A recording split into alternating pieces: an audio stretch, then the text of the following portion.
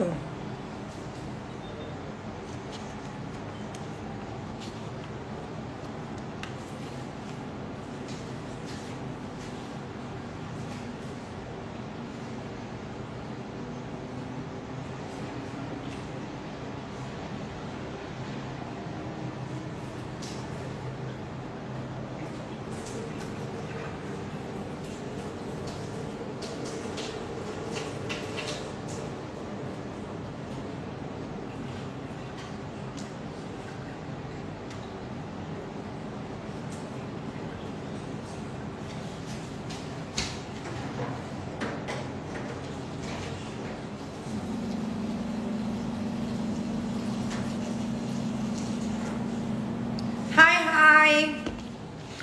Berhubung gue nggak bisa tidur karena perbedaan waktu yang signifikan, jadi gue mau makan aja.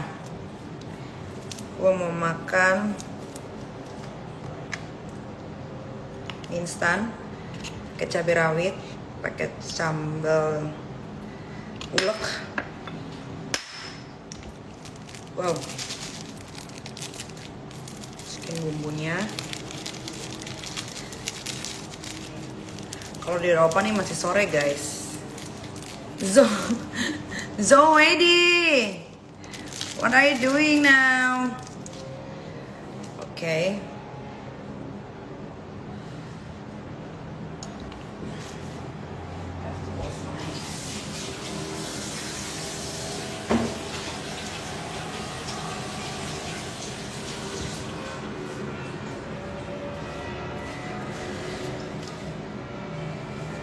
Jadi gue lagi sering-sering live. Hi, still in the quarantine days. But only one day. Tomorrow I'm going back to home. Boring because I'm alone. Nobody here. Just eat, sleep, eat, sleep.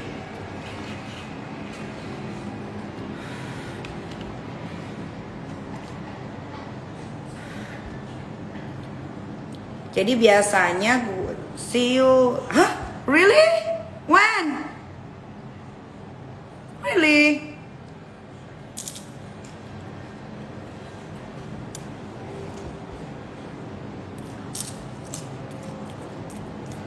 Sophie? I don't know. I'm here in Jakarta.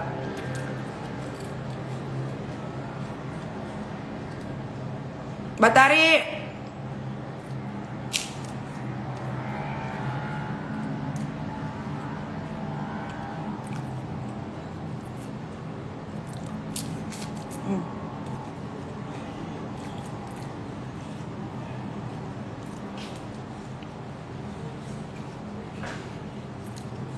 Jadi karena gue lagi di karantina sendirian, nggak ada siapa-siapa, dan gue paling malas makan sendirian, jadi gue akan sering-sering live.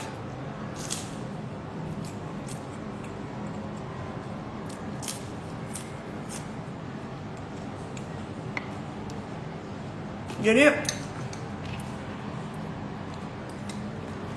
you're so funny, bye again. I check later. Bye Wendy. So, jadi untuk ngilangin jet lag, karena gue masih jet lag nih ya, ini belum 1 hari soalnya. Biasanya gue butuh waktu 2-3 hari untuk beradaptasi lagi sama jam Indonesia.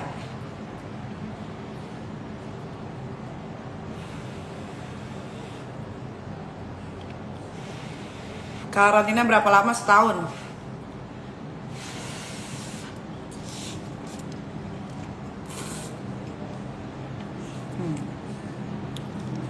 Gila mantap. Kita pakai cabai rawit, cabai ulek, saus sambal, plus kerupuk kriuk-kriuk.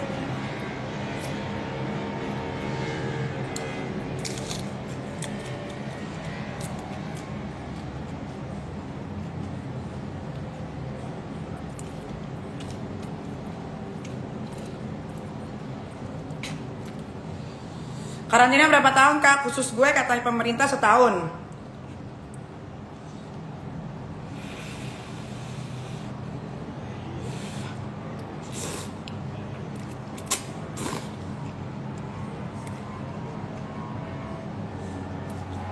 Kak bahas money laundry. Kalian nggak ada yang ngerti money laundry itu apa, percuma. Ntar udah dibahas dibilangnya kalian nggak pakai duit lu. Kan nggak ngerugiin negara. Money laundry ya uang negara, uang rakyat.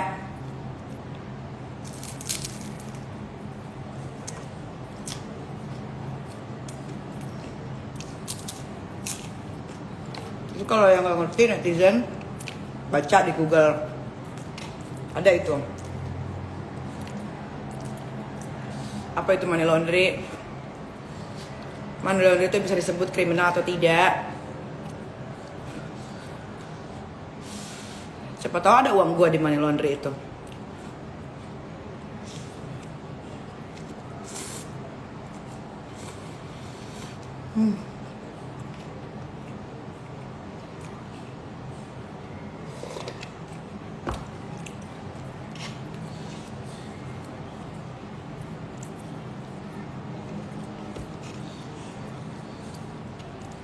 Gila, enak banget.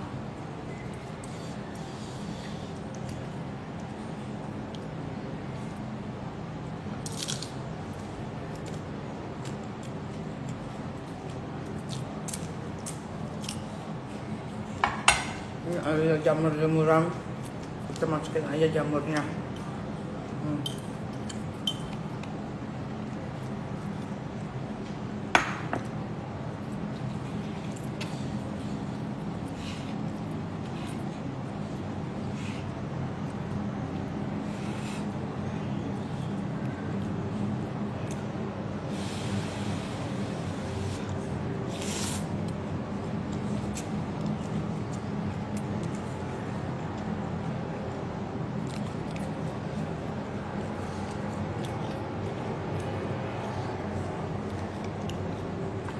Kalau minyak goreng minyak goreng susah. Ya udah jangan pakai minyak goreng lah. Gorengnya pakai minyak lintah kayak minyak tawon, minyak pijit. Kan banyak.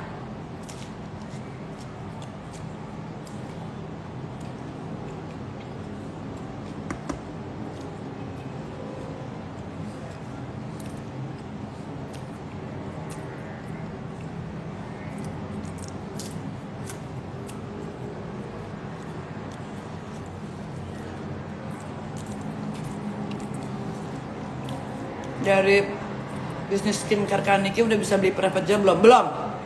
Mungkin gue baru bisa beli private jet 50 tahun.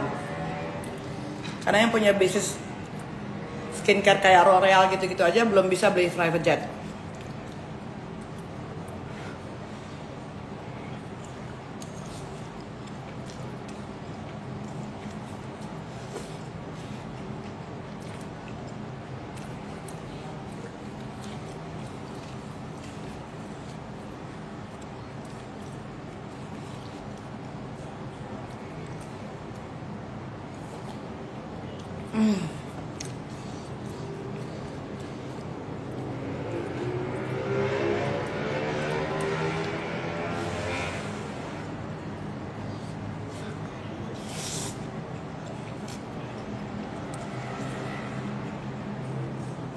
Kalau beli helikopter udah bisa belum juga.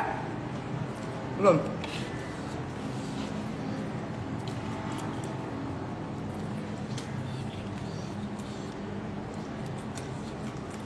Nyewa juga mahal. Nyewa itu 700 juta pulang pergi, tapi tergantung destinasinya.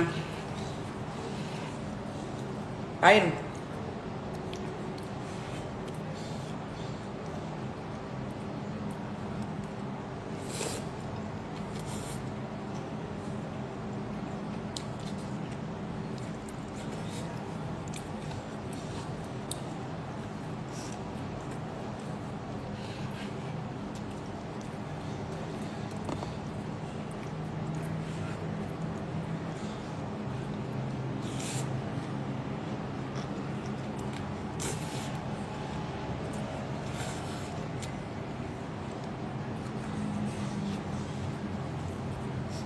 Apa itu? Jenny mau masuk penjara. Apa kasusnya?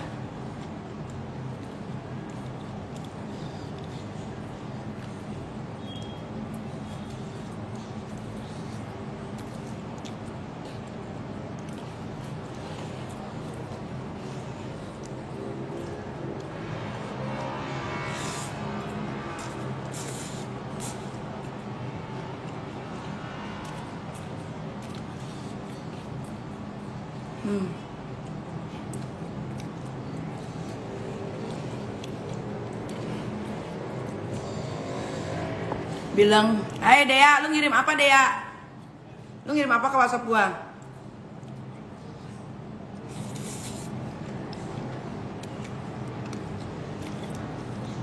Bilang, lo bilang puji pelakor.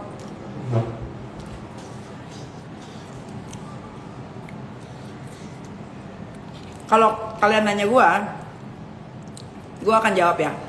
Kalian mau suka mau nggak, sebutan pelakor itu adalah perebut pasangan orang lain.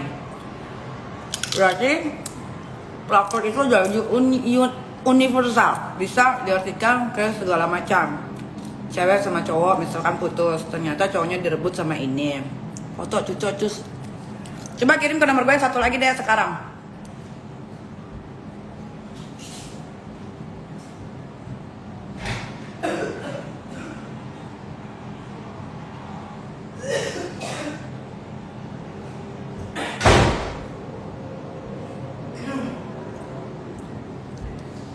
Mana dia kirim? Anjay, lama-lama kepedesan gua.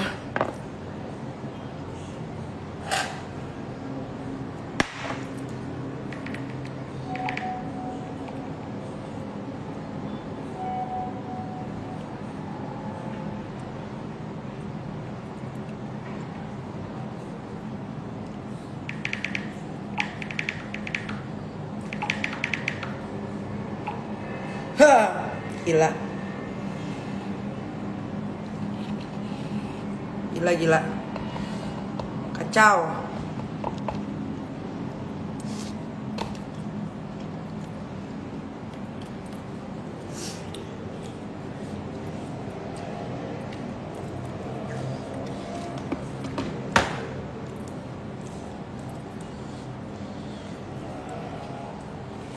Nyai kirim pulsa.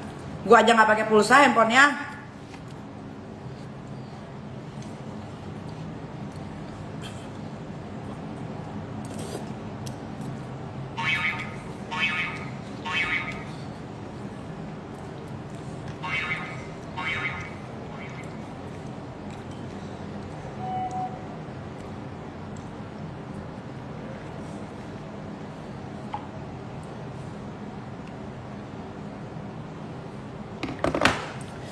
Jadi, kalau mau ngebahas soal pelakor, sebutan pelakor. Pelakor itu adalah perebut pasangan, perebut suami. Perebut istri nggak ada sih, belum ada sih. Jadi buat gue sah-sah aja lah kalau dibilang pelakor, karena menurut dia mungkin si cowok lagi punya pasangan dengan yang lain, tiba-tiba dia masuk akhirnya ke pasangan yang baru. Tapi itu tergantung sama persepsi orang-orang sih. Kita kan gak bisa nyatuin satu kepala rame-rame gitu. Jadi ya, kalau kalian mau nanya tanggapan gua, ya begitu. Tapi kan nggak tahu. Tapi kan kalian kadang-kadang suka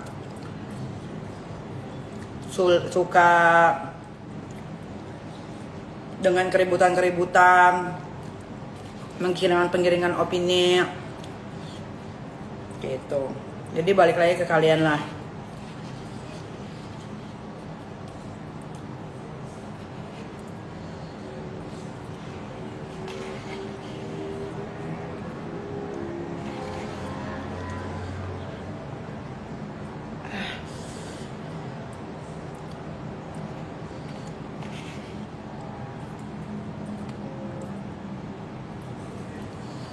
Tanggapan tentang artis Thailand yang dibunuh. Aduh, gue nggak ikutin beritanya. Jadi gue nggak tahu. Gue nggak tahu beritanya bagaimana karena gue tidak mengikuti saat berita itu ada. Gue itu sedang liburan di Eropa. Karena gue pakai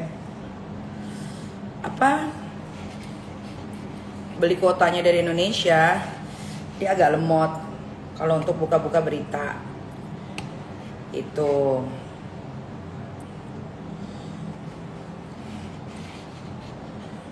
Kebanyakan dan ini naruh cabai rawit, jadi pedes banget.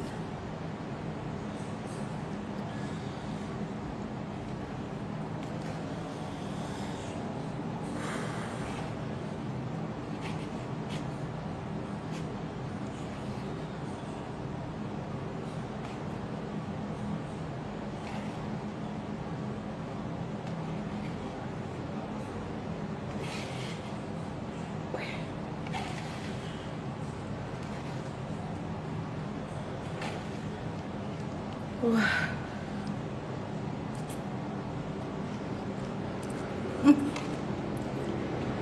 Itu gak kena biji mata gua.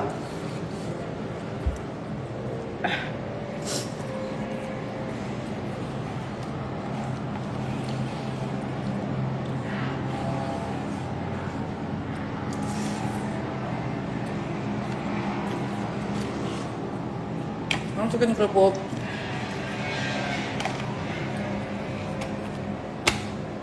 Hancur-hancurin.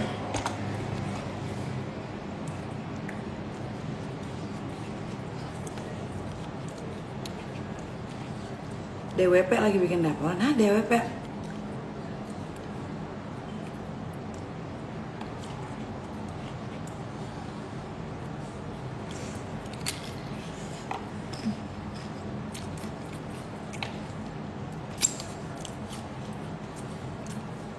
Tidak ada yang kebal hukum di Indonesia. Tidak ada. Begitu pula saya. Apalagi saya, cuman orang biasa. Cuman punya embel-embel artis. Nggak ada yang kebal hukum. Kalau pasalnya masuk, ya pasti dihukum. Tapi kalau ke pasalnya nggak masuk, apa yang mau dituntut? Apa yang mau dipaksakan? Emang ini negara kalian. Yang tidak salah harus dihukum.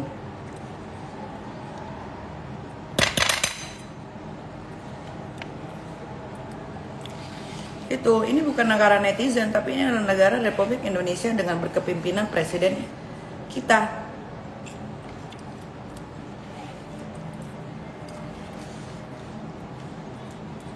Yang dibentuk oleh bapak-bapak aparatur negara.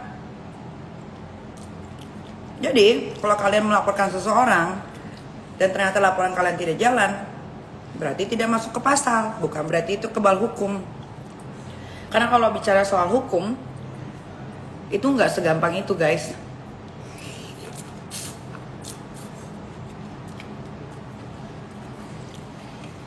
Lihat aja kasus gua sama Hindu Tarigan yang sudah jadi terdakwa. Prosesnya lama. Kalau mau menjarain orang, nggak gampang. Lu pikir hari ini ngelaporin, besok di penjara? Nggak ada. Butuh waktu, proses. Hukum juga pakai proses.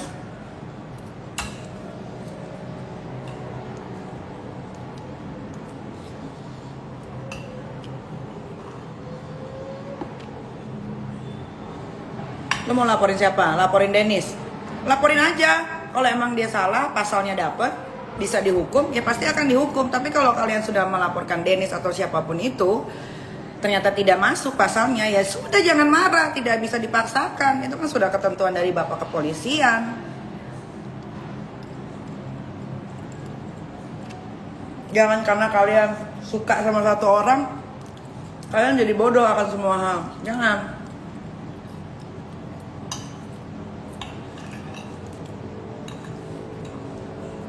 Kalau menurut kalian Denny salah, nanti kan kita bisa cek sama-sama apakah dia dihukum atau tidak.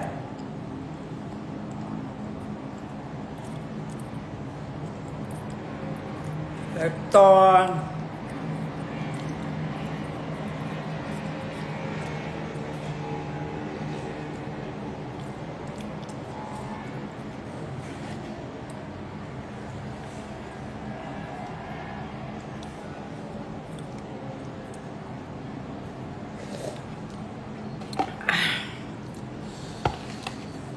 Jangan ngomongin masalah hukum lah, berat. Kalian juga sekolah pasti ada yang nggak lulus kan. Jangan ngomongin money laundry juga, berat juga. Kalian pasti nggak akan ngerti. Apalagi yang nggak sekolah, apalagi yang nggak lulus sekolahnya, makin nggak ngerti money laundry itu apa. Dibilang money laundry itu adalah uang rakyat, malah dibilangnya sirik. Uang rakyat tuh uang siapa? Ya uang kita-kita. Pertama yang bayar pajak, atau enggak ada bayar-bayar apa gitu yang akhirnya uangnya bisa ditilep sama negara. Jadi jangan kalian bilang money laundry itu tidak ngerugiin gue. Siapa tahu itu adalah uang hasil gue bayar pajak.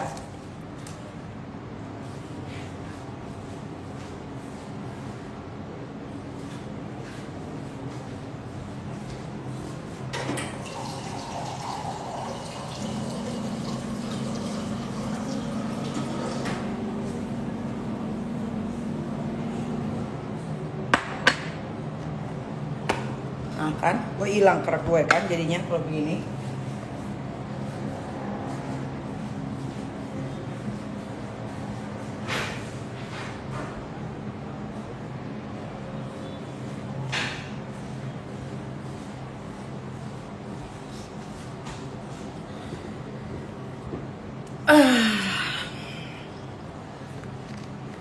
Aduh.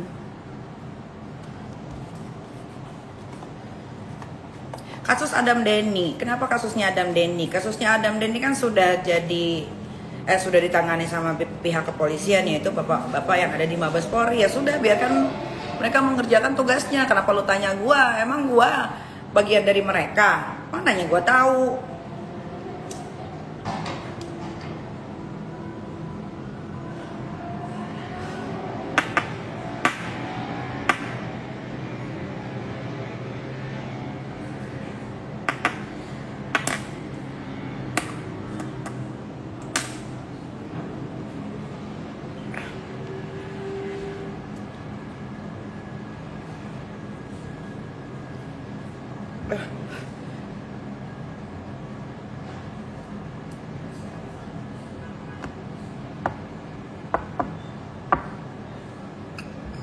Kalau kasus yang sedang saya laporkan di Kepolisian Jakarta Selatan, ya coba aja tanyakan ke sana. Kan ada nomor humasnya, kalian bisa tanya, kalian bisa telepon, kalian bisa DM.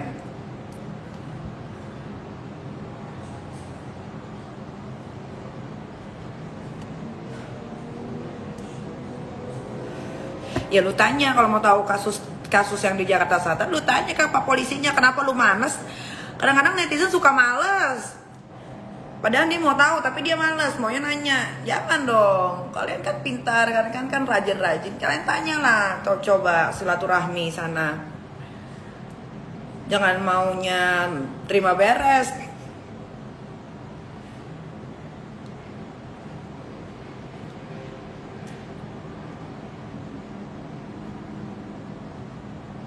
Farida Nurhan, kenapa Farida Nurhan?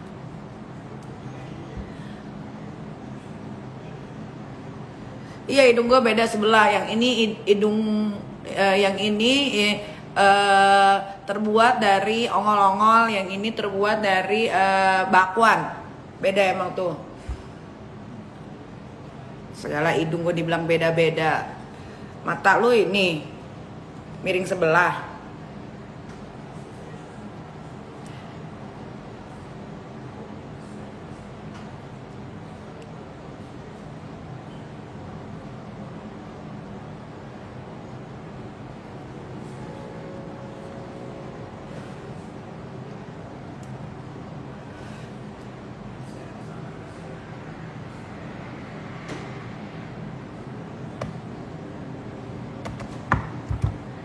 Punya apapun yang terjadi, berita yang terjadi viral di Indonesia, kalian tuh jadi penonton aja udahlah.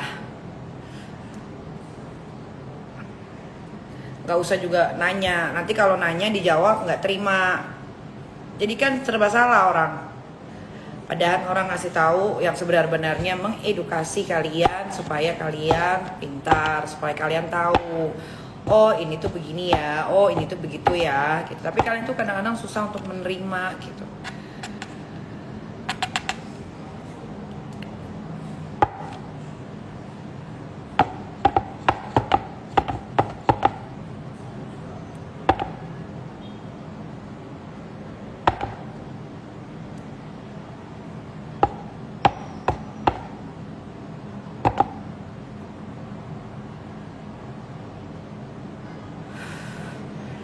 Kalau soal kasusnya Medina Musa, saya bisa jawab. Dia sudah dapat panggilan kedua, tapi dia sudah tidak hadir. Nah, kalau sudah dipanggil kedua dan sudah lama tidak hadir-hadir, maka kasusnya naik ke penyelidikan. Dan bisa saja statusnya naik jadi tersangka tanpa harus dia hadir, karena dia sudah menyepelekan panggilan dari aparatur negara. Jadi nggak apa-apa dia di Amerika yang lama pun nggak apa-apa. Nanti kita tinggal bekerja. Nanti kepolisian ada waktunya akan mengeluarkan surat DPO. Kalau sudah mengeluarkan surat DPO, mau nggak mau, ketika dia masuk imigrasi Indonesia, dia akan ditangkap secara langsung sama kepolisian di bandara. Jadi biarkan saja dia menikmati sisa-sisa hidupnya dengan kebahagiaan yang fake, dengan menuliskan atau memposting foto-foto anak saya, atau foto-foto anak Kak Fitri, atau foto saya, atau foto siapapun di akun hatersnya dia, yang dia winner-winner kelenger-kelenger. Hai Ibra, are you still wake up? Still awake? I cannot sleep, Ibra.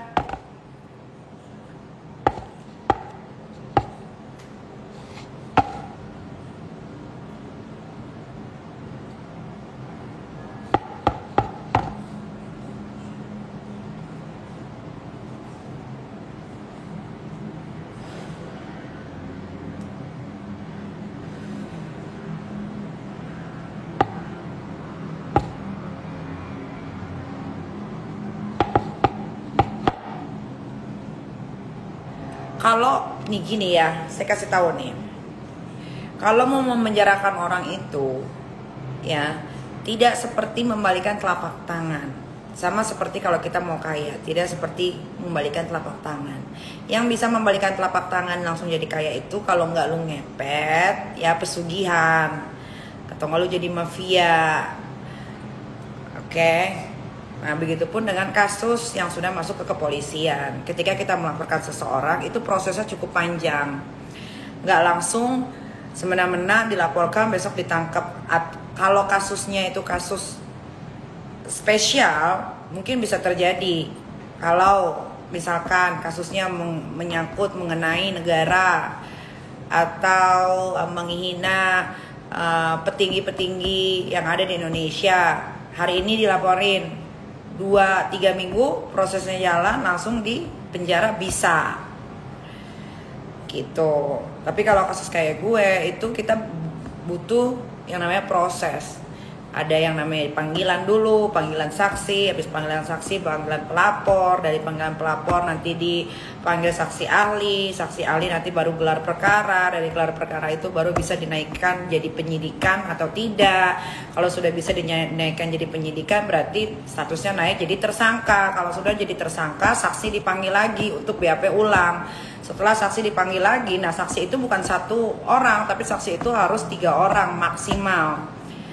Minimal, maksimal bisa sebanyak-banyaknya. Nah lu bayangin kalau yang dipanggil saksinya 5, berarti butuh waktu berapa bulan untuk selesai panggilan saksi. Iya kalau saksinya nggak ada yang sibuk. Kalau sibuk, kita kan harus reschedule lagi. Nah kalau sudah pemanggilan saksi sudah semua, udah terkumpul jadi 1, baru dipanggil yang tersangkanya. Nah kalau tersangkanya langsung datang, itu enak. Kadang-kadang tersangkanya itu pasti selalu ada alasan, bilangnya sakit lah, minta diundur panggilannya lah, nanti lagi di mana lah, segala macem lah. Sama aja kayak kasusnya Indra Ken, ya kan? Tiba-tiba dipanggil dia lagi di Turki lah, apa segala macam, itu hak dia. Tapi nanti akan ada panggilan kedua. Kalau udah ada panggilan kedua, tidak ada panggilan ketiga. Kalau sampai panggilan ketiga berarti dia sudah siap dijemput sama bapak-bapak kepolisian, begitu loh. Jadi itu nggak gampang, semua itu butuh proses. Sama kayak lo masak mie. Masak mie kan lo harus buka dulu plastiknya. Abis lo buka dulu plastiknya, lo rebus dulu, lo tunggu dulu sampai mateng, lo buang dulu airnya. Kalau gue buang lagi airnya, gue masak lagi. Karena air dari rebusan Indomie yang pertama itu buat gue kurang sehat. Walaupun gue tahu Indomie juga tidak sehat ya. Tapi akan lebih baik lagi ketika lo buang airnya, lo seduh lagi sama air baru lo masak, lo buka lagi bumbunya, lo taruh lagi di piring. Semua tuh pakai proses, nggak ada yang instan.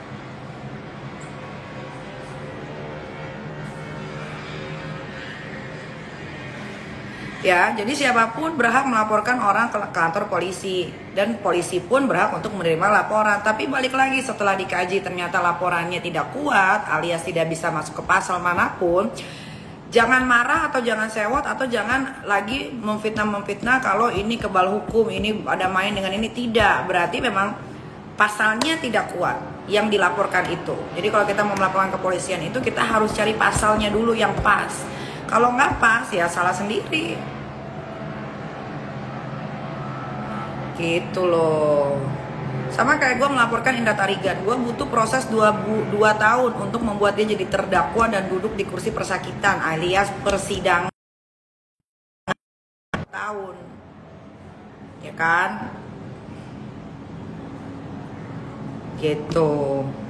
Jadi kalian mudah-mudahan udah paham ya dengan gue ngomong sepelan ini, harusnya kalian lebih bisa memahami.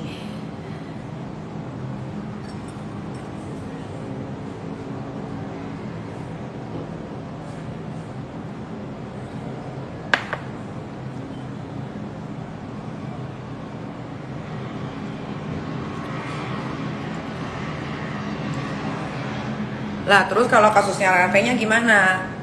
Ya itu tanya sama Bapak Aparatur Negara.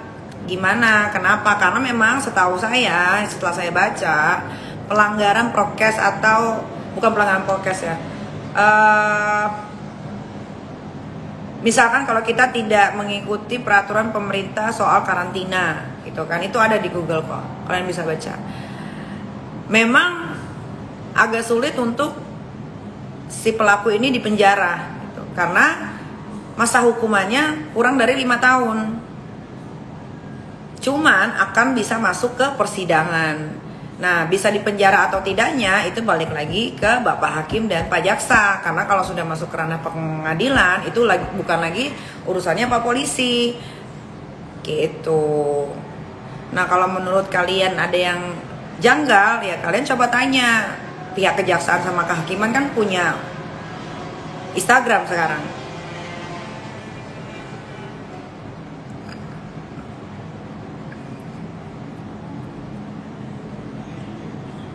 Niki sehat, Niki selalu keren. Hey Hong, thank you Hong. Ini Hong juga one of my best friend. Dia dari Korea, dia businessman, bagus banget bisnisnya, banyak banget bisnisnya juga. Ada bisnis golf, kita juga ada mau bisnis bareng. Tapi masih on progress. Mudah-mudahan secepatnya ya Hong.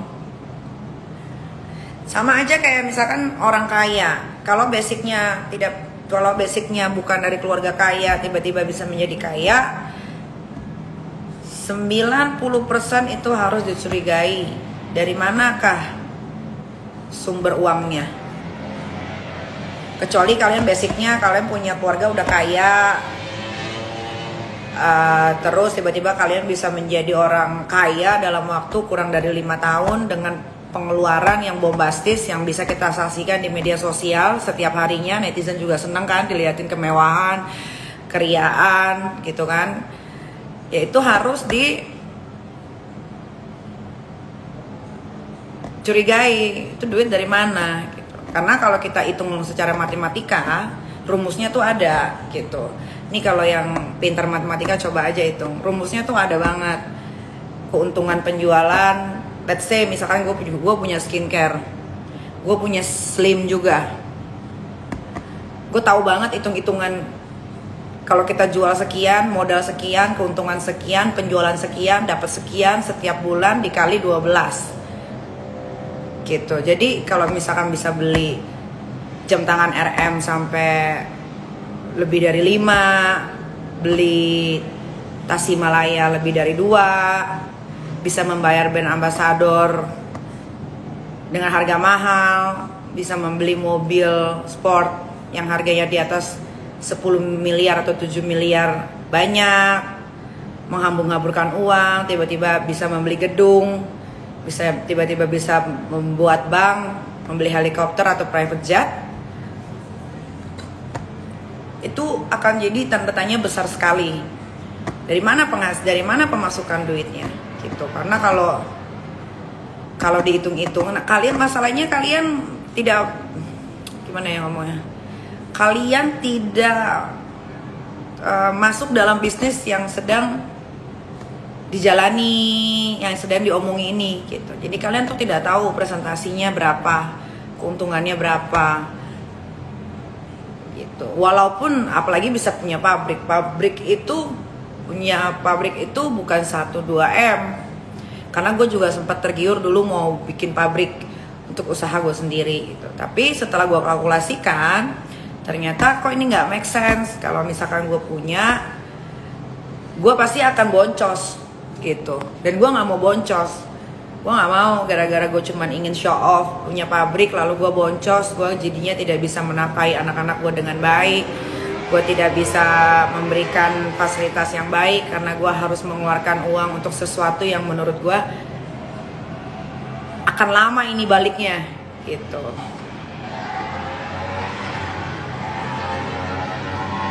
Karena gini ya, gue itu, ini kayaknya gue ngomong terlalu pelan ya. Skincare gue bukan gak laku, skincare gue laku banget. Skincare gue tuh laku segmented banget, karena hanya orang-orang yang mengerti, yang sayang dengan mukanya, yang mau pakai skincare gue. Gitu. Jadi gue pun tidak terobsesi untuk wah skincare gue harus laku sekian, tidak. Karena skincare itu gue buat usaha skincare itu hanya untuk nambahin uang. Jadi gue tahu misalkan gue punya cicilan, misalnya gue harus bayar cicilan rumah. Oh, gue tahu gue harus ngambil uang dari mana. Gue harus bayar apa? Alhamdulillah gue udah gak punya cicilan mobil, semua udah lunas. Jadi sekarang yang gue pikirin itu adalah cicilan rumah. Cicilan rumah tidak seberapa. Dulu waktu gue masih ada cicilan rumah, mobil, terus gue juga ada beli tanah. Ya, gue tahu tabungan gue ada banyak. Pertama, gue punya tabungan di mana? Di Nikita Mirzani Lip Serum. Kedua, gue punya tabungan di mana lagi? Di Nikita Slim. Ketiga, gue punya tabungan di mana lagi? Di Nikita Mirzani Skincare. Keempat, gue punya tabungan di mana lagi? Di Beauty Hut Tutu yang sekarang sudah 6 cabang. Jadi kalau kalian bilang, wah Nikita miskin ya, hitung-hitungannya nggak dapet. Kalian bilang gue miskin itu hitung-hitungannya di gue tuh nggak dapet, karena tiap bulannya skincare gue pasti akan ada yang repeat order gitu. Jadi sebetulnya bisnis skincare itu atau bisnis-bisnis yang lain yang sekarang gue geluti itu hanyalah uang jajan tambahan, tidak bukan fokusnya gue di bidang itu. Itu hanya bisnis tambahan supaya ketika misalkan gue tidak dapat uang masukan dari sini, oh gue punya tabungan dari sini. Beauty Hut itu kan punya Kak Fitri, kata siapa? Beauty Hut itu tuh punya 2 ownernya, Nikita Mirzani dan Fitri Sautero. Mau lihat nggak aktenya?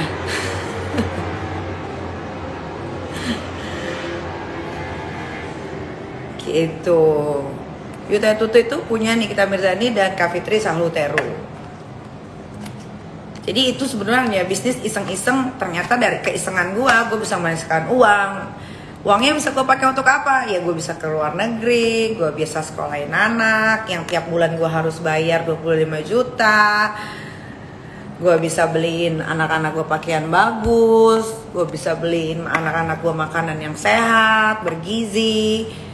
Gue bisa bayar pembantu-pembantu gue di rumah, gue bisa bayar tim-tim gue yang menolong gue selama ini gitu. Jadi kalau kalian tidak ngerti soal hitung-hitungan mengenai skincare dan lain-lain, kalian mendingan listen aja. Jangan kalian ikut nimbrung, bilangnya iri lah, bilangnya inilah, tidak. Karena uang yang dipakai, yang diputerin itu adalah uang kita.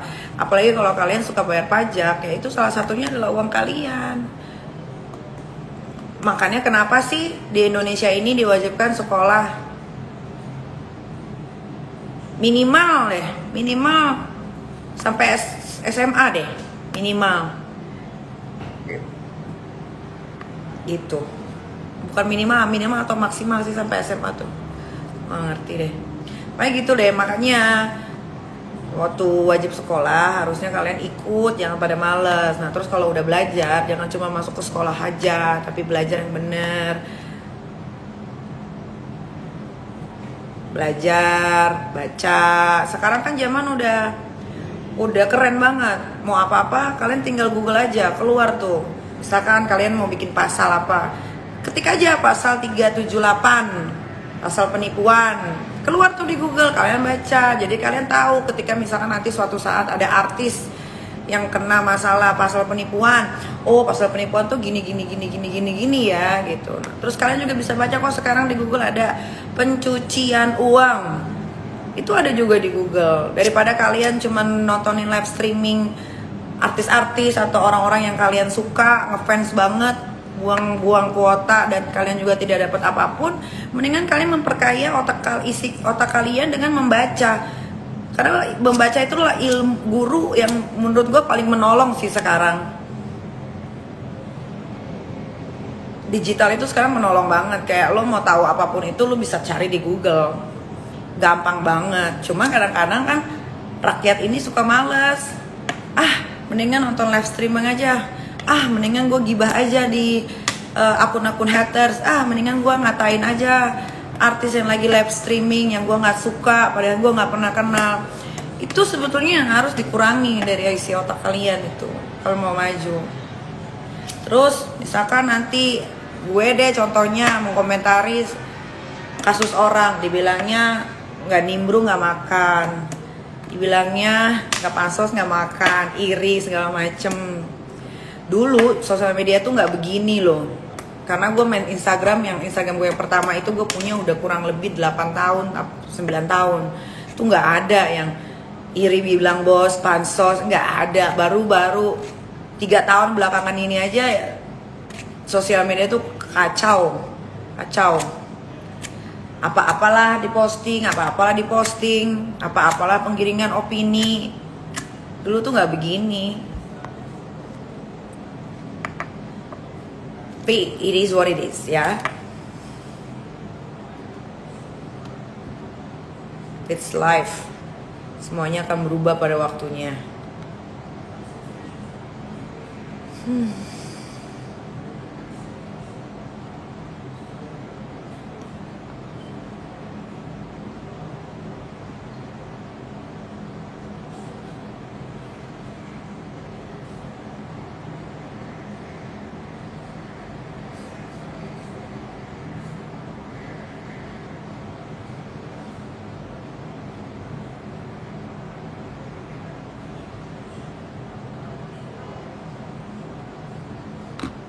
Ya udah, pacar gua WhatsApp dan gua harus video call karena beda waktu sebelum gua tidur. Sampai ketemu lagi di live Instagram berikutnya. Mudah-mudahan yang tadi gua bilang kalian bisa memahami. Kalau nggak bisa juga ya kalian bisa ya ngapain lah, setidaknya membuat sesuatu yang ya, membanggakan kayak untuk diri kalian sendiri, orang tua yang masih pada hidup, keluarga, tetangga deket. Itu aja sih. Sampai ketemu lagi. Bye.